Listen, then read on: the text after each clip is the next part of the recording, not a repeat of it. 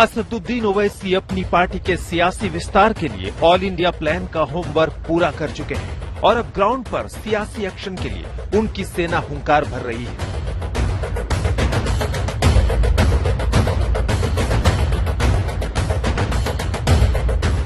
नई जानकारी यही है कि ओवैसी की सेना को बंगाल कूच का ऑर्डर मिल चुका है। ओवैसी की एंट्री का मतलब है बंगाल में त्रिकोणीय लड़ाई।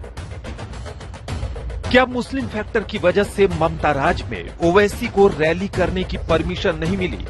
दो चेहरे हैं उनके, एक दिल्ली में एक बात करते हैं और बंगाल में उसके ऑपोजिट काम करते हैं लोग। अगर मैं पब्लिक मीटिंग करना चाह रहा हूं तो आप क्यों इजाजत नहीं देते मेरे को? और हम इलेक्शन कमीशन ऑफ इंडिया से भी ये बताएंगे कि जहां पर हमारी पब्लिक मीटिंग होने वाली थी वहां का जो पुलिस के जितने ऑफिशियल्स हैं उनको election commission code of conduct आने के बाद उनका इमीडिएटली ट्रांसफर करना। ओवैसी के सियासी हमले की बड़ी वजह है बंगाल में AIMIM की राह में डाले जा रहे हैं रोड़े। ऐसा क्यों, हम आपको बताएं, उससे पहले ओवैसी फैक्टर समझिए। AIMIM की जड़ें हैदराबाद में बहुत पुरानी है, लेकिन अब ओवैसी के सियासी वृक्ष की शाखाएं देश भर में फैल रही हैं। आज ओवैसी की पार्टी की शाखाएं हैदराबाद से होते हुए आंध्र प्रदेश, गुजरात, महाराष्ट्र, मध्य प्रदेश, उत्तर प्रदेश, झारखंड, बिहार और अब तेजी से बंगाल की तरफ बढ़ रही है। 2 सांसद वाली पार्टी आज अपना कैडर देश के अलग अलग हिस्से में तैयार कर रही है, यानी चुनावी अखाड़े में ताल ठोक रहे हैं ओवैसी। तुम कुछ भी कर सकते हो, तुम्हारा इख्तियार है, मगर मैं जो पैगाम अल्लाह के फजलो करम से रसूलुल्लाह सल्लल्लाहु अलैहि वसल्लम के सदक़े तुफैल में अहले दिल की दुआओं की वजह से और मैं जिन नेक लोगों की सोबत में उनके पैरों के पास बैठकर थोड़ा बहुत इल्म हासिल किया, ये पैगाम दे रहा हूं कि जाना तो है मुझे एक दिन, मगर मैं जो सोच और पैगाम देकर जा रहा हूं वो इंशाअल्लाह ताला मेरी इस दुनिया से जाने के बाद भी अल्लाह अपने फजल करम से उसको जिंदा और आबाद रखेगा।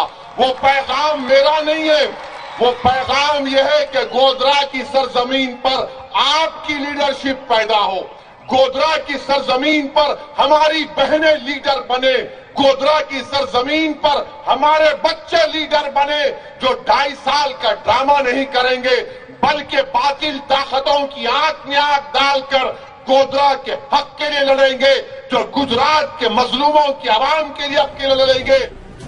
ओवैसी गोधरा से चुनावी रैली के बाद बंगाल जाने वाले थे। कोलकाता के मटिया बुर्ज में असदुद्दीन ओवैसी को अपनी रैली रद्द करनी पड़ी क्योंकि यहां प्रशासन ने इसकी इजाजत नहीं दी।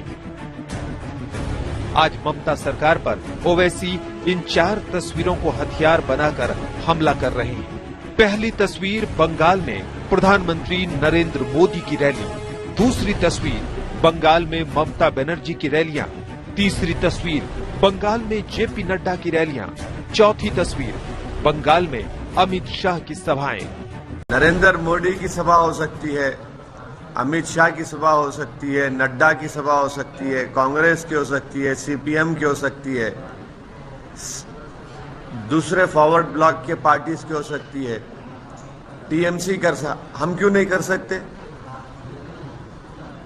भैया हम पब्लिक मीटिंग करेंगे, ठीक है, पब्लिक नहीं आएगी, मगर राइट तो है ना।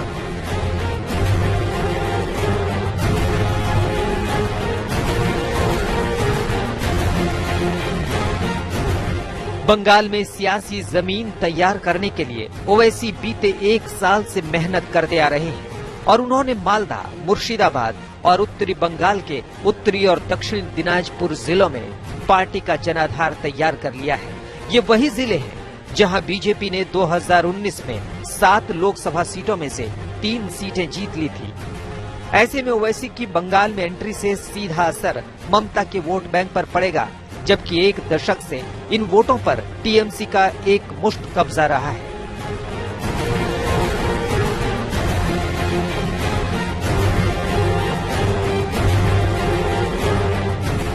ममता को पता है कि जोशीला भाषण देने में माहिर ओवैसी के आने से सांप्रदायिक ध्रुवीकरण होना बंगाल में तय है, जिसे रोकना मुश्किल नहीं असंभव है।